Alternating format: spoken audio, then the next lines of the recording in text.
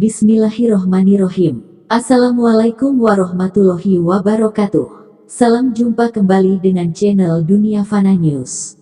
Seperti Indonesia dan Malaysia, dua negara bertetangga dan saudara serumpun karena mempunyai asal-usul nenek moyang yang sama sehingga keduanya mempunyai banyak kesamaan bahasa, budaya, kuliner, kulit dan postur tubuh pun demikian. Rusia dan Ukraina yang saat terlibat konflik peperangan kedua negara bertetangga itu adalah serumpun bersaudara.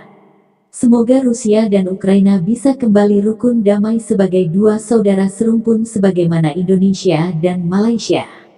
Seperti diungkapkan oleh remoljabar.com bahwa serangan militer Rusia ke Ukraina sejak tanggal 24 Februari tahun 2022 lalu merupakan konflik antar saudara kandung. Sebab kedua negara berasal satu rumpun budaya yang sama, yaitu Slavia Timur. Begitu dikatakan oleh Supian, dosen program studi sastra Rusia Fakultas Ilmu Budaya Universitas Padjadjaran Unpad Jawa Barat Indonesia. Ini sangat disayangkan terjadi konflik kakak adik. Hal ini bisa diredamkan dengan budayanya sendiri, ungkap Supian. Supian yang pernah tinggal selama 7 tahun di kota Moskow dan Voronezh, perbatasan Rusia-Ukraina, menuturkan Rusia dan Ukraina layaknya seperti Indonesia dan Malaysia. Karena itu, secara karakter masyarakat dan bahasa, Rusia-Ukraina tidak jauh berbeda. Dari pengalamannya, ia menemukan banyak warga negara Ukraina yang sehari-hari sekolah ataupun bekerja di Rusia. Dua di antaranya berasal dari provinsi Donetsk dan Luhansk, wilayah di Ukraina yang akhirnya diakui kedaulatannya oleh Rusia. Setiap akhir pekan, mereka mudik ke Ukraina. Secara kekerabatan masyarakat, sebenarnya tidak ada masalah. Sampai sekarang pun masyarakat Rusia dan Ukraina biasa saja, tuturnya.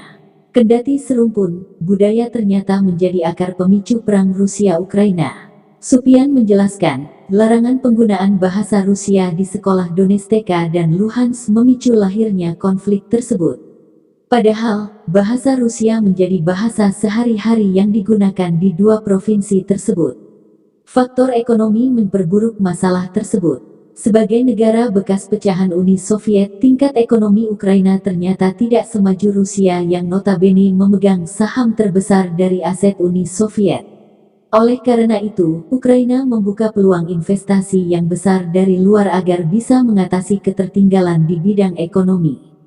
Sedikit demi sedikit kemudian semua ingin seperti Amerika, kemudian masuk juga invasi Eropa Barat ke Ukraina, kata Supian.